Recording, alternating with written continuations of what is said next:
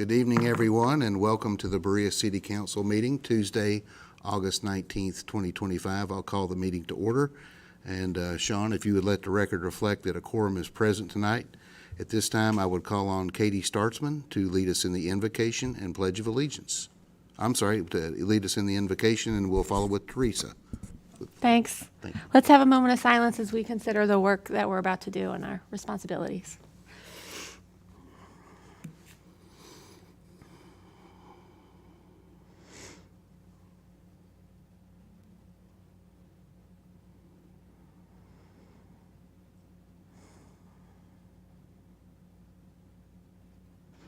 Thank you. Okay. If you'll stand.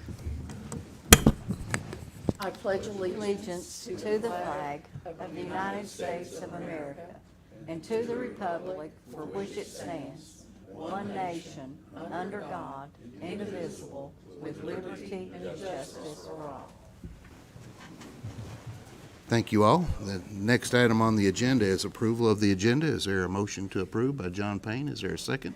I'll second. By Katie Startzman. Is there any discussion on the agenda? Seeing none, I'll request a voice vote. All in favor of the motion to approve the agenda, please say aye. Aye. All opposed, please say no. The motion carries and the agenda is approved. The next item on the agenda is approval of the minutes from our August 5th, 2025 meeting. Is there a motion to approve the minutes? By Jerry Little, second by Cora Jane Wilson. Any discussion, corrections that need to be made to the minutes? Seeing none, I'll request a voice vote. All in favor of the motion to approve the minutes from August the 5th, please say aye. Aye. All opposed, please say no. The motion carries and the minutes are approved. The next item on the agenda is public comment, and we do have one person for public comment, Ms. Kathy Williams from Berea. Ms. Williams, if you'll come on up to the podium and give me just a second to read this little statement, and then Sean will help you get where you're ready to speak there. Public is given the opportunity to speak to the City Council during the public comment portion of the meeting. Any public comments exceeding 3 minutes should be scheduled as a presentation to the mayor's office. When recognized by the mayor, please go to the podium, state your name and address for the record. Comments should be business-oriented, and we ask for no inappropriate language or naming of any person individually during your comments. Ma'am, you have the floor. Okay, thank you for allowing me to come here. My name is Kathy Williams. I am accustomed to speaking in 50-minute intervals, but I will try to cut it down. It is my hope that this public comment will lead to good work and an open discussion at a city council meeting in the near future about how to best ensure continued health care to Bereans. I come before you representing a group of citizens concerned about the potential closure of local health care facilities, most especially those facilities that offer vital services to Berea citizens who receive Medicare or Medicaid. We are concerned that federal cuts will lead to the closure or decline in services offered by local institutions, such as St. Joseph Hospital, the Berea Health Care Center, or the White House Clinic. Such closures or reductions would negatively impact pregnant women, the working poor, the disabled, persons in long-term care facilities such as nursing homes, and some U.S. veterans across the armed services. We propose that the Berea City Council proactively and collaboratively research any potential health care access issues in our city with the input of local organizations and citizen stakeholders. We hope to work with you soon. Thank you for your time and attention. Thank you very much, Ms. Williams. We appreciate your comments. And that is the comment that we had signed up for tonight, so we appreciate you being here. I'll notice that there are several people here in support of the comments that Ms. Williams is making. So again, thank you for being here. The next item on the agenda is ordinance number 11-2025, removal of Sycamore Street for city maintenance, and this is the first reading. Mr. Gilbert. Whereas the Code of Ordinance provides that all existing improved streets within the city are hereby accepted by the city for maintenance and shall be maintained according to the present condition and current status and specifications of the city. Whereas Sycamore Street is currently a street accepted for maintenance pursuant to the ordinance, and whereas Sycamore Street is not practically accessible to city public works vehicles due to the low clearance railroad underpass, which makes it impossible for the city to perform routine maintenance of Sycamore Street. And whereas Sycamore Street is currently blocked at the railroad underpass by a gate installed by the city several years ago, and whereas the city council believes that it is in the city's best interest to formally discontinue maintenance responsibilities for Sycamore Street. Therefore, the City Council of the City of Berea, Kentucky does hereby ordain as follows. 1, that the city maintenance of Sycamore Street from its beginning at the end of Phillips Street to its termination, as set out on the map attached hereto, is hereby discontinued, and Sycamore Street shall be removed from the streets in the city which are to be maintained by the city. 2, all ordinances or parts of ordinances in conflict with this ordinance are hereby repealed. And again, this is the first reading with the second reading scheduled for our next meeting on September the 2nd.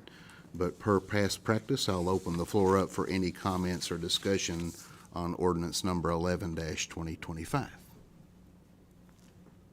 Seeing none, we'll move forward. And the next item on the agenda is ordinance number 12-2025, ad valorem tax, and this is the first reading. Mr. Gilbert. Be it ordained by the City Council of the City of Berea, Kentucky, as follows. Section 1, that an annual ad valorem tax for city purposes in the general fund of said city in the sum of 9.1 cents, 0.091 upon each $100 of assessed value of all real and personal property within the City of Berea, not otherwise exempt, is hereby levied and imposed upon the owners of said property, persons or persons assessed therefore for the calendar year 2025.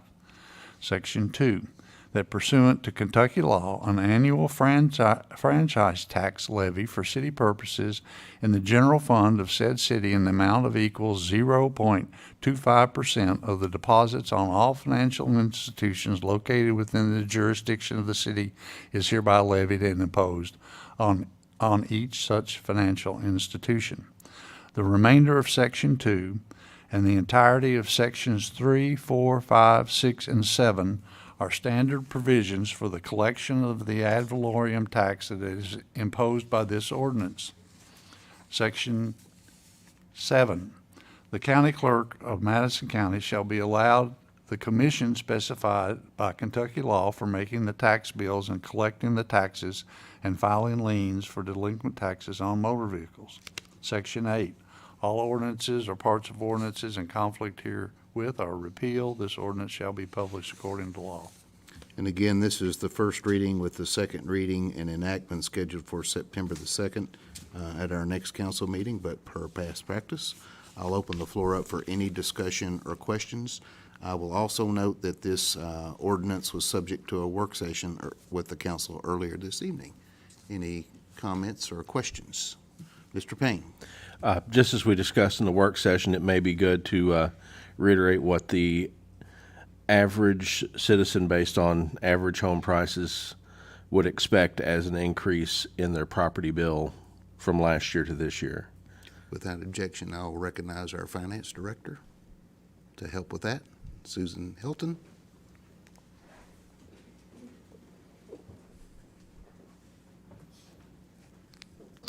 Good evening, Mayor, Council. As we talked about in our work session earlier, we have looked at the average home price for calendar year 2024. So I don't have all the tax roll for 2025 yet, but looking at the average price, based on the proposed rate, it would be about a $3.04 increase. That's based on an average price of $152,000. So for a total of a $200,000 home, it's going to be a $4 increase. Per calendar year. Per calendar year. Yeah, that's true. Also wanted to point out that the homestead exemption has increased for 2025. So the net increase on the average bill of $155,000 is actually 54 cents. So having that homestead exemption does help offset the increase from the tax rate. Thank you, Susan. Other comments or questions from the council members? All right, seeing none, I will note that the second reading of that is scheduled for our next meeting on September the 2nd. Moving forward to department head reports. We don't have anybody scheduled specifically tonight, but would any department head like to address the council? Casey, you're here for Hayes today. Would you? No pressure. All right. Just having fun with you, Casey. Moving forward, we'll move to the city administrator's report, and I'll recognize our city administrator, Sean Sandlin. Sean. Thank you, Mayor, City Council. First, I just wanted to take a moment to recognize our Parks Department and the commendable weekend that they had down at the parks. We had a 18-team softball tournament this past weekend, along with soccer games going on in the park, and then the Youth Football League also started their season down in the park this past weekend. So very busy weekend this past weekend. And to go along with last weekend, we have another busy weekend coming up this weekend with a 20-team tournament. And that's about our max on our teams down there. So we're filling that up, obviously, and along with soccer games and stuff. And Brick Community will have their first home game this Friday night at the park. So a lot of stuff going on in our park system in the fall here. So just to bring you up to date, the Ellipse Street project has started. We got some of the old concrete removed today or yesterday and today, and we're moving right along with that. So that's good to see that project being implemented and going started. The Trailhead restroom, we do have notice to proceed with that. We're looking to put that in the paper next week for bid proposals. So that's really good news this week. Also along with that is the pickleball courts. I know that there's been some Facebook posts out there of what's going on in the park by the skate park and those kind of things. Well, that's the new pickleball courts that's being constructed. We've got Brian Reed has done an exceptional job of implementing and getting that started with all the different contractors and working in their schedules and those kind of things. So very proud of that movement on the pickleball courts. That's something that we just got in the budget this year and was able to accomplish within our general fund. And tourism also helped sponsor that with 50% of the cost. Also, I noticed that Danielle was here tonight, and to bring that up is the Spoon Bread Festival is coming up, as each of you all know, and I've been charged with making sure that each one of you all come and help on Saturday the 20th from 12 to 2.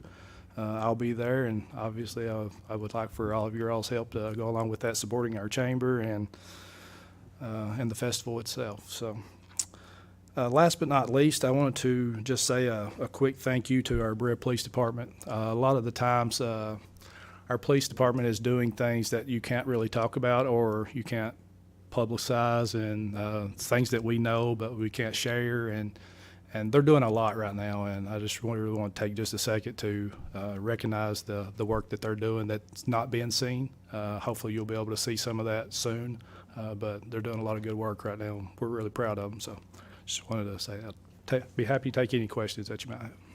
Questions for Sean? Steve?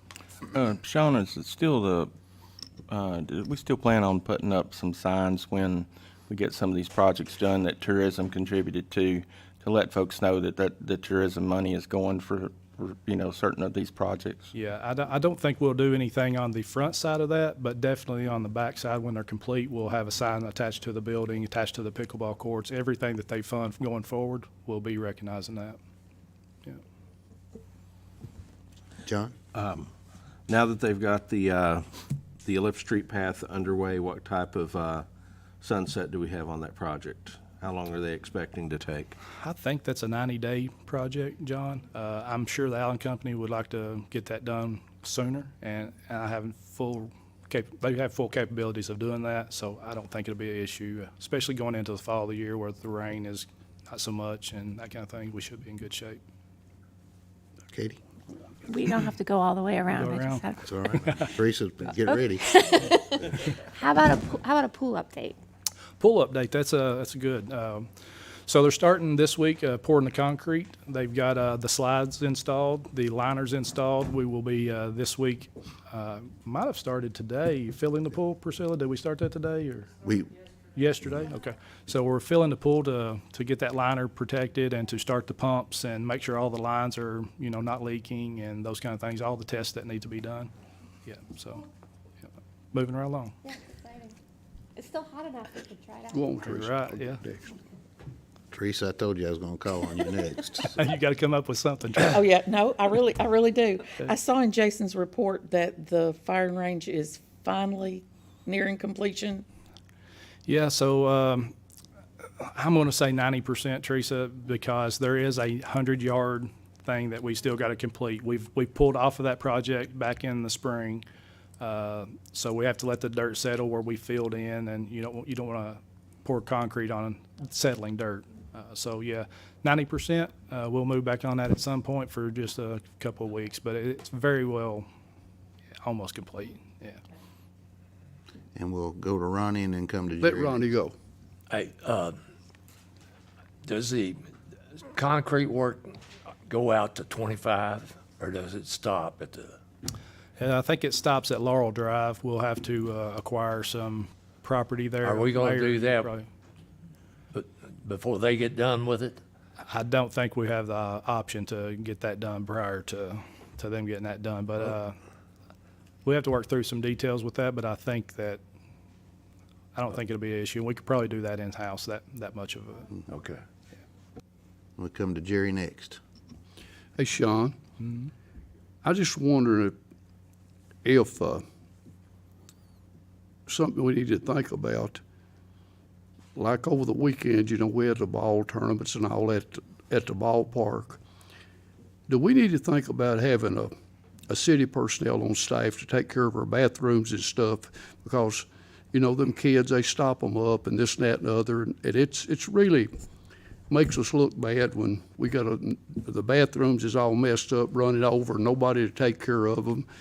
Could we think about addressing that on these big games? Yeah, so I followed up on that same thing today, Jerry. That's normal practice for us to have somebody down there during those tournaments. This past weekend, it wasn't like that. The person that's on call for that was moving, so he had something come up that they needed to do. So, yes, it is common practice. We will be doing that this coming weekend, but we'll look and make sure that's done one way or the other. Of course, the past is the past, but I remember 2 years ago talking about this same thing, about those bathrooms and them overflowing, and it's been an ongoing process, so I think it's, I hope somebody's down there, okay? Right. I think it's worthy of saying, as our parks is somewhat short-staffed also. We have one of our supervisors chose to leave. His last day is Friday, I think. So we did hire another person this week to help replace that, but we thought we was increasing that personnel. Well, now we're back to the same level of personnel. So, yes, we were doing our best to work through those issues. But ever who's on staff, ever who's going to be there, they need to be able to maybe unstop the commode or something that was to clean the mess up, Oh, yeah, absolutely. and empty the garbage and this and that and the other. Okay, thanks. People would really appreciate it, okay? Yeah. Thank you. Core Jane? I just wanted a question for Sean. I know about a year ago, there was discussion on the Dogwood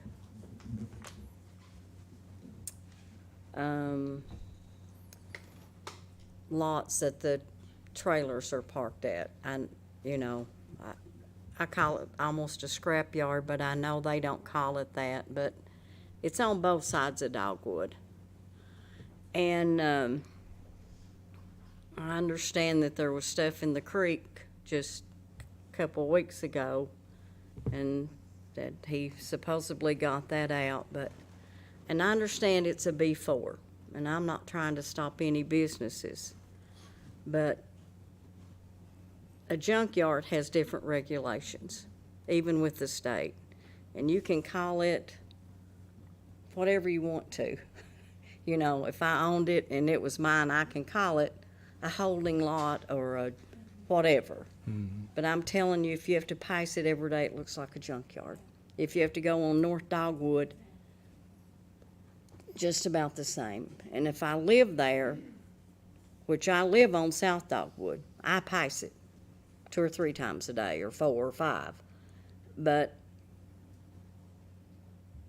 could you all look into that? And I'm not saying try to shut this guy, by no means am I trying to shut down a business, no means. Yeah. But some regulations or a fence or whatever, but another question I have is, I've lived out there 30-something years, and there's a sign that says, no heavy trucks, no transfer trucks, and they're on it, on both roads. How are we doing that? I mean, really, it has no entrance to me if you go by those signs legally. That's another thing. And if anybody thinks that I'm exaggerating, drive down to Conway. Down on the left, or on the right rather, before you get to 1505. It's the same gentleman owns it, and look at it. And if that's what you want in Berea, I'll zip it. But I'm gonna guarantee you, once you see it, that isn't what you want. And that's all I got to say. I'm Jerry? gonna make a comment. Now, Conway ain't Berea, okay? And Conway, Mount Vernon is Mount DeVernon. And Gene moved that stuff. He moved it yesterday, I think, as a trailer and stuff. Did he get it cleaned up? No. He didn't move it? No. The wreck trailer's still sitting there? There's about 3 or 4 of them. Still there? Yeah. He was moving them a year ago, too. He did move them a year ago. Can I add as well? Jerry, you finished? Come back to Katie. I appreciate you bringing that up, Cora Jane. I've been spending more time driving up and down North Dogwood, and it really does feel like an issue. And I know this is something that other people on council have brought up before, but it feels like surely, and I know those aren't the only 2 places in the city of Berea, as far as I know, where this might be an issue. And it feels like, I think you're correct. It's the definition, regardless of what the property owner, the business owner calls it, common sense and visually, and for citizens who might be seeing it and wonder why the heck this is existing in the city limits of Berea, I feel like surely we can be creative and have a sense of urgency addressing this, because it doesn't feel equitable to other people to maybe mechanics who are trying to run a clean business, or other storage truck lots or something where they are having to follow the letter of the law. So I wholeheartedly agree with you. I know the state has sued him for down in Rockcastle County. I do know that. And there was some issue with it, and it's not been settled. It's still ongoing, but they paused it.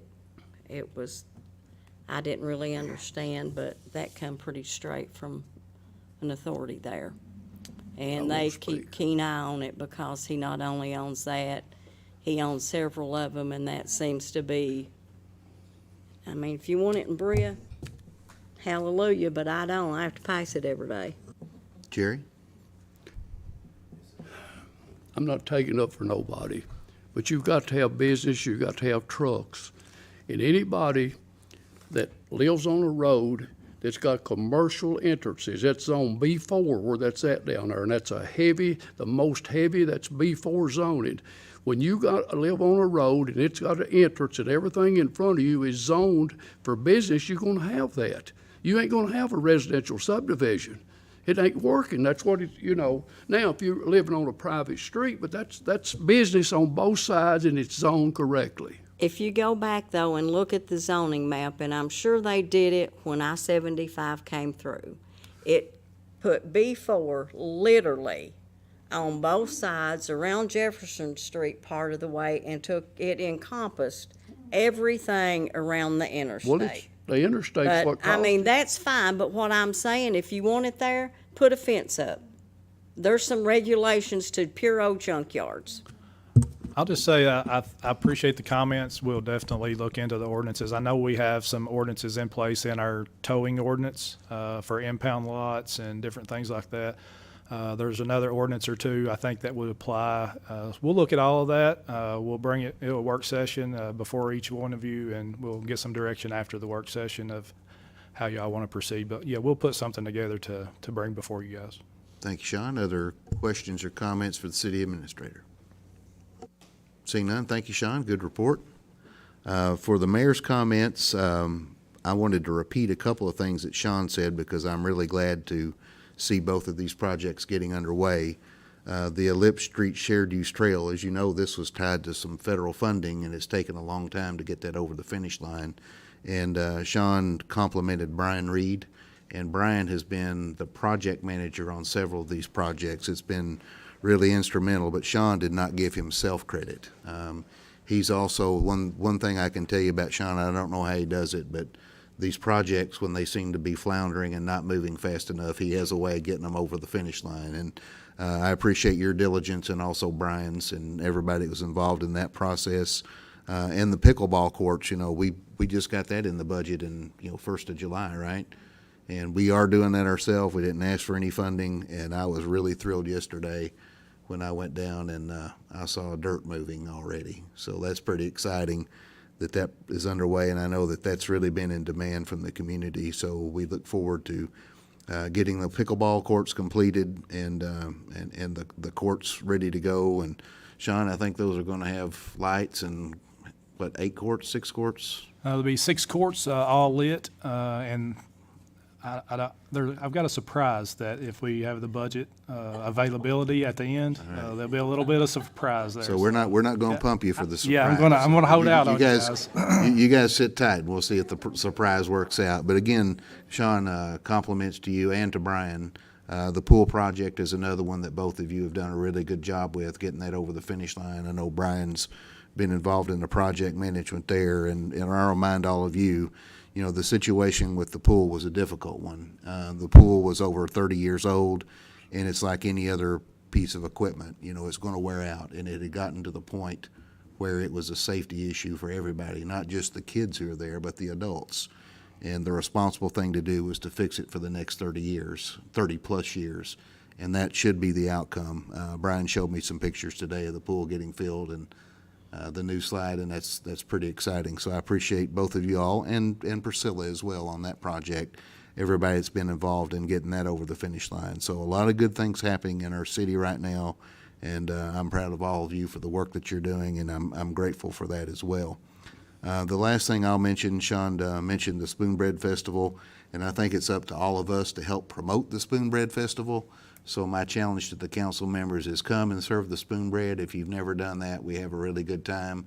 Ronnie usually wants to be the banker. I'm not sure why, but Ronnie's always there. So Ronnie's going to join me in challenging all of you to come down and help with that. We do it for 2 hours, and it's a good time, and it's a good way to support the chamber and to be involved. So that's on Saturday, the 3rd week of September. Danielle, do you have the date? 20th.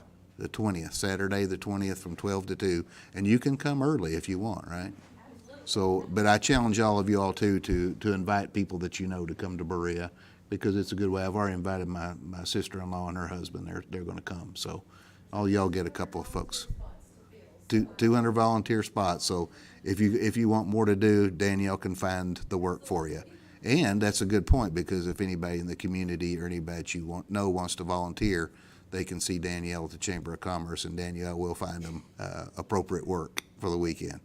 But again, invite your friends, and let's make it a successful event. That concludes my comments, and we'll next move Bruce, to... hold on just Yes. a minute. You mentioned something, but Sean may have to answer this. On our Lip Street project, were we not going all the way over to 25? Is that going to affect our grant? No. I can answer that. The answer is no. It does not affect our grant. Okay. And that concludes my comments, and we'll next move to council comments, and we'll begin with Cora Jane Wilson. Great. I appreciate all of you that are here tonight, and I'm excited about the spoon bread because I absolutely love it. I know there's people that don't, but I buy a whole pan, so I challenge you, go. If you haven't ever tried it, go and try it. It is good. Get you some butter. That's it. Y'all have a great month. Thank you, Cora Jane. Next, we'll move to Ronnie Terrell. Ronnie. I got a question for you and Sean. Are y'all gonna play the first game on the pickleball field?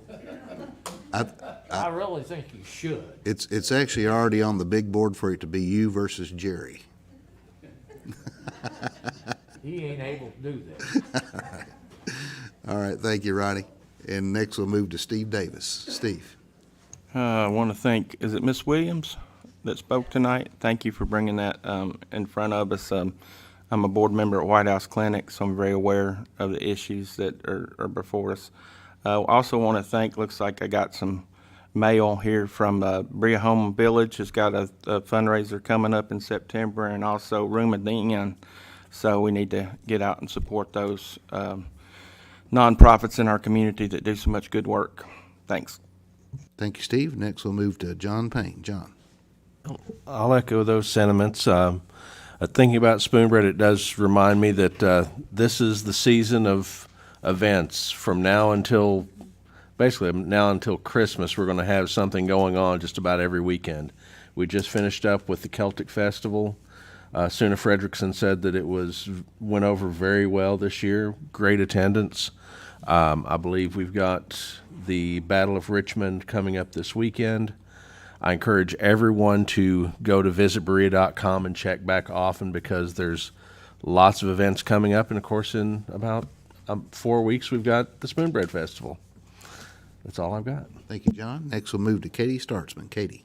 Thanks. Thank you all for coming and speaking about the healthcare issues facing our community. It feels hard to believe that Berea could exist without the institutions and organizations you all mentioned. So I appreciate the work that you all are doing, and thank you for coming to speak to council. And I hope that as you continue to research this issue and learn more about the challenges and things that these organizations are facing, that you'll come back and share more. Thank you. Thank you, Katie. Next we'll move to Teresa Centers. Teresa. Well, I'll also thank all of you all for coming, and we appreciate the input.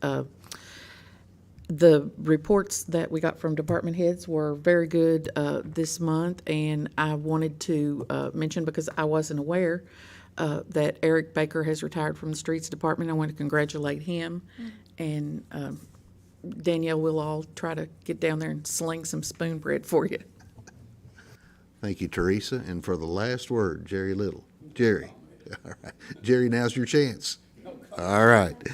That brings us to the end of our agenda. Is there a motion to adjourn? By Ronnie Terrell. Is there a second? By John Payne. All in favor of the motion to adjourn, please say aye. Aye. All